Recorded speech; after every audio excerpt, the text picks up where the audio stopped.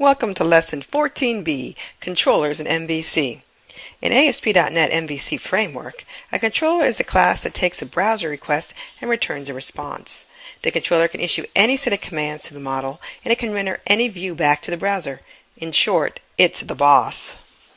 Each controller contains one or more action methods, which is a special type of method that can pass data to a view.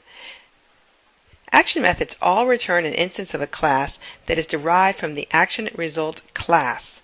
Different action result types are provided to handle the different tasks that the action method might want to perform. The most commonly used action result type is the view result. Action filters can be applied to either an individual action method or the entire controller. If an action filter decorates a controller, it is applied to all of the action methods in the controller. There are 4 types of action filters, and each type of action filter includes a collection of attributes. There's authorization, action, result, and exception type filters. Action methods do not directly return an action result.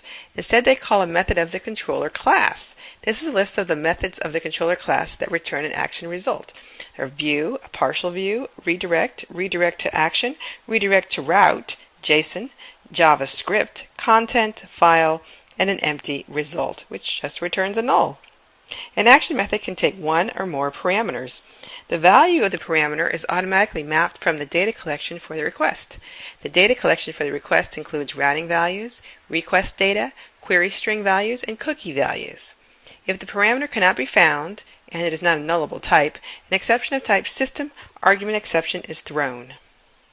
To create a new controller, right-click the Controllers folder and select Controller from the Add menu to open the Add Controller dialog box.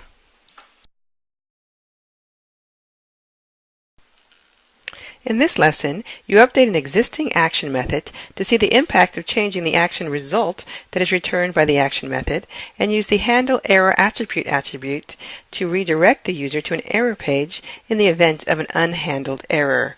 There are no lesson requirements. To get started, select New Project, ASP.NET MVC2 Web Application, enter Lesson 14B for the name of the application, and click the OK button.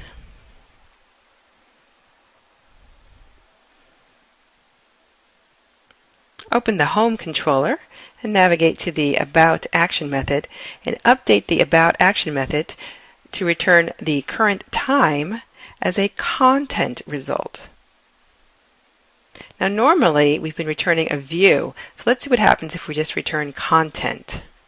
Click the F5 button to run the application in debug mode.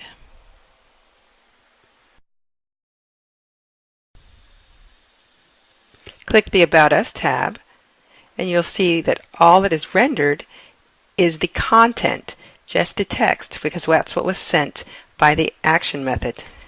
Now go back to the About Action method, and this time we're going to throw an exception.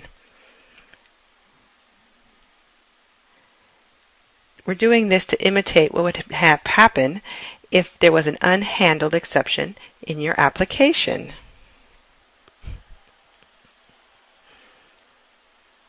Because we're in debug mode, when we hit the About Us button, we'll end up in the debugger.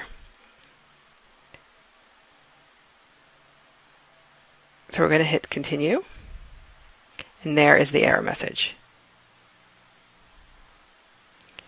Now, in production, you don't want your users to be getting that screen. So you go to web.config,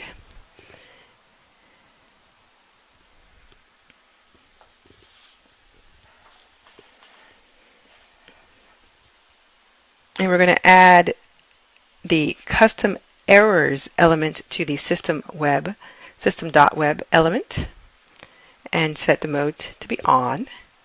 So custom errors are now on. Click F5, hit the About Us tab again. It's going to throw you into the debugger.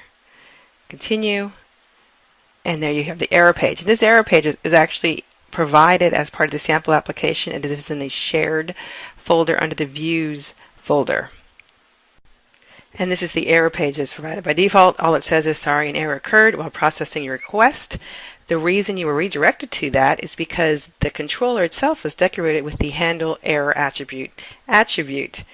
Now you can also run your application without running the debugger by selecting or clicking Control F5, start without debugging, and then when you click the About Us tab, you get the sorry, an error has occurred processing your request.